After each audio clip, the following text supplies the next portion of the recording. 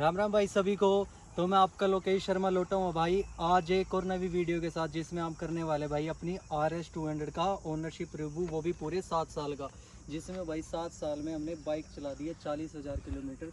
आज हम गाड़ी का रिव्यू करेंगे पूरी का, कि क्या गाड़ी का 7 साल में 40,000 चलने के बाद क्या गाड़ी की मेंटेनेंस कॉस्ट रही है, क्या गाड़ी में दिक्कत आती है, क्या मतलब इतने टाइम चलाने के बाद फेस करना पड़ता है, कि खर्चा है या आगे चलने के लायक है या नहीं। आज हम सारी बातें करेंगे इस वीडियो में। और वीडियो में आगे बात करने से पहले मैं आपको एक बार गाड़ी की लुक दिखा देता हूँ। अगर हम फ्रंट लुक की बात करें तो भाई कुछ ऐसा हमें फ्रंट लुक मिलता है जो मतलब आज तक BS3 से BS6 तक की बाइक आ चुकी है। बाइक को लगभग 10 साल हो चुके हैं, लेकिन लुक एज इट इज़ है। थोड़े बहुत ग्राफिक्स का फ़र्क है, लेकिन लुक्स में कोई ख़ास फ़र्क नहीं है। ये हमें फ्रंट लुक मिलता था, जिसमें हमें डबल प्रोजेक्ट थोड़ा ओल्ड टाइप में भाई लुक मिलती है गाड़ी की, मतलब जो बहुत यूनिक और एक इम्प्रेसिव बाइक की लुक है। जिसमें अपने को स्टार्टिंग में ऊपर यहाँ पे DRL मिल जाते हैं, डबल प्रोजेक्ट मिल जाते हैं, LED अपने को इंडिकेटर्स मिल जाते हैं। यहाँ पे मिरर के होते हैं, मैंने जो हटा रखे हैं। और डुअल चैनल ABS शुरू से बाइक में आता है। पहले आता था ऑप्शन की ABS और नॉन ABS का, मैंने नॉन ABS चूज़ करी थी। और ये थोड़ा हमारा साइड का लुक आ जाता है। अगर पीछे की बात कर तो ये भाई अपनी बाइक का थोड़ा बैक लुक है, जिसमें भाई सबसे यूनिक लुक अगर हम किसी बाइक की बात करें तो भाई वो सिर्फ RS 200 में मिलता था, जिसकी सबसे यूनिक टेल लैम्प्स थी। मतलब कुछ भी कह सकते हैं भाई, हर बंदे का अलग अलग मानना है कि भाई बुल टाइप है या किसी बच्चे के पैर लगा लो, मतलब वो तो अलग है। किसी को ये डिज़ाइन पसंद आता है, किसी को भाई ये पसंद नहीं आता। सभी की वो अलग अलग पसंद होती है। ये भाई साइड की लुक आ गई। आगे हम इसकी मीटर कंसोल की बात करें तो ये भाई हमें कुछ मीटर कंसोल मिलता था। बाइक अपनी भाई लगभग समथिंग 40,000 चल चुकी है, 39,197 किलोमीटर। ज़्यादा कुछ नहीं मिलता था। इस साइड हमें न्यूट्रल वगैरह, बैटरी वगैरह के, ऑयल वगैरह के कंट्रोल मिलते थे। या हमें ऑयल उसका मिल गया, पेट्रोल टैंक का मिल गया, ये RPM का मिल गया। इसमें हमें स्पीड का, ऊपर टाइम, ये सर्विस का, ये ओडोमीटर हो गया। इसके साथ हमें ट्रिप के मिल जाते थे भाई। कुछ मतलब इतनी खास फीचर नहीं आते आज भी RS 200 में। ये कमी लगा लो या कुछ भी एक ड्रॉबैक लगा लो, पर ठीक है कि मतलब काम चलाने के ठीक थे। ये हमें थोड़े इस साइड कंट्रोल मिल जाते हैं, किल स्विच मिल जाता है, ये सेल्फ स्टार्ट का मिल जाता है। आगे ये कुछ मतलब बटन्स है नॉर्मल पासिंग का, हॉर्न वगैरह का, ये हमें मिल जाते हैं। उसके बाद मैं आपको बाइक की आवाज़ सुना देता हूँ कि आज भी इतने 7 साल बाद की बाइक की आवाज़ कैसी है।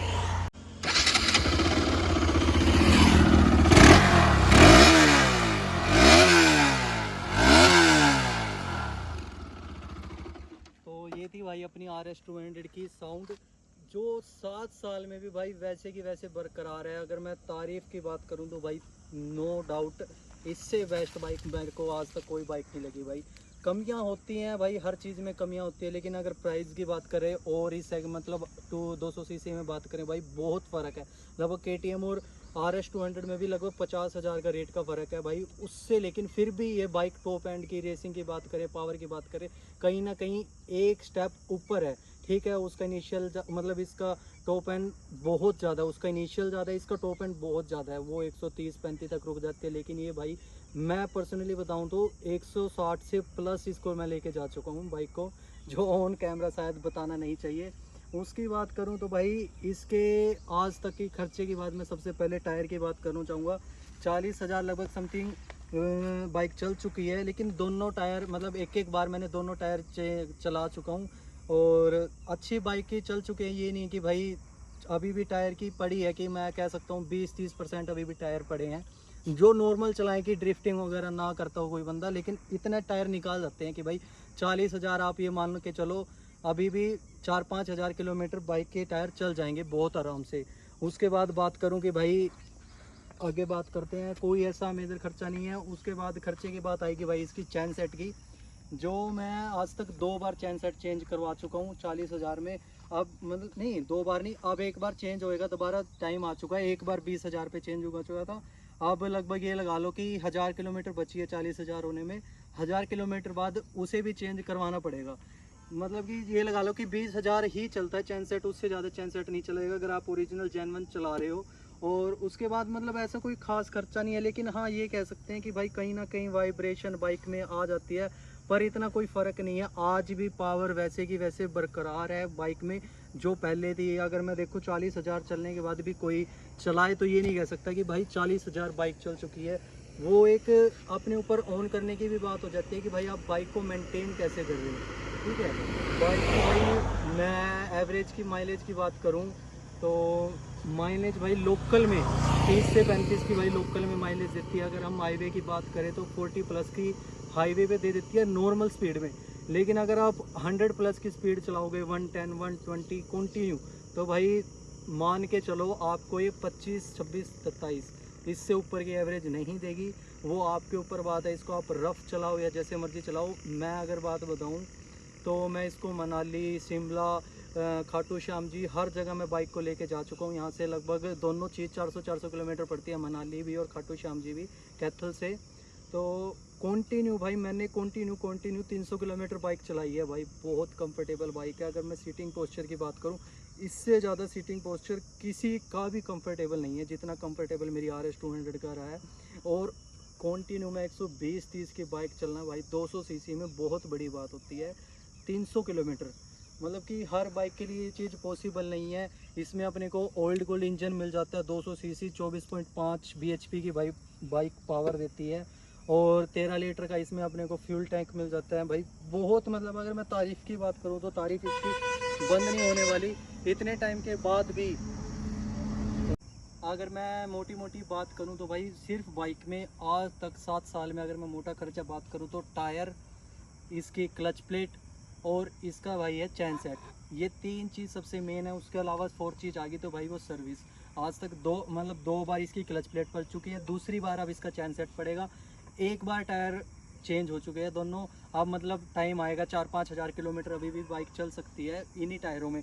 उसके अलावा कोई इतना मोटा खर्चा आया नहीं है। और अगर मैं सर्विस की बात करूं तो भाई मैं सर्विस करवाता हूं 4 से 5 हज़ार किलोमीटर चलने के बाद। मैं जिसमें खुलवाता हूं, मैं सभी भाइयों को सुजेस्ट भी करूंगा कि भाई ये कोई नहीं है कि मैं किसी ब्रांड का प्रमोशन कर रहा हूँ, कुछ नहीं है ऐसी बात भाई। मैं पर्सनली बता रहा हूँ कि मैं मोटुल का फुली सिंथेटिक ऑयल इसमें डलवाता हूँ जो कि भाई 5,000 या आप 6 मंथ की लाइफ होती है किसी भी। अगर इंजन में एक बार कोई भी इंजन ऑयल डल गया तो उसकी 6 मंथ की लाइफ होती है। और या फिर चलती है वो 4 से 5 हज़ार किलोमीटर।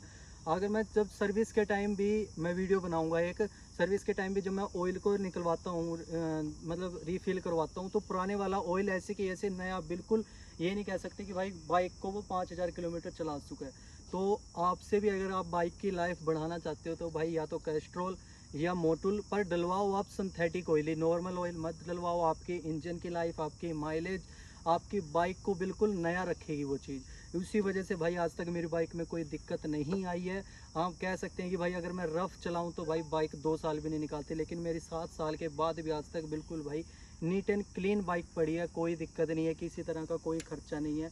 उसके बाद भाई अगर मैं बात करूं थोड़ा सा ड्रॉबैक का, भाई थोड़े कोई नुकसान, फ़ायदे बहुत हैं कि भाई पोस्चर अच्छा है, सब कुछ है। लेकिन उसके बाद बात करूं कि भाई RS 200 ने कहाँ कमी रखी है, सबसे पहली भाई हर किसी को पता है कि वाइब्रेशन। पर एक टाइम के बाद उस चीज़ की आदत पड़ जाती है कि भाई वाइब्रेशन का नहीं है। लेकिन सबसे बड़ी डिसएडवांटेज की बात करूँ या कमी बताऊँ बजाज की तो भाई इसकी सीटिंग, मतलब सीट्स बिल्कुल भी कंफर्टेबल नहीं है। सीटिंग कंफर्टेबल है इसकी सबसे ज़्यादा और बाइकों के हिसाब से, लेकिन सीट्स भाई बहुत ज़्यादा हार्ड इसकी सीट है। मतलब कि लंबा सफ़र करते हुए कि भाई आपके बम्स बोल जाएंगे।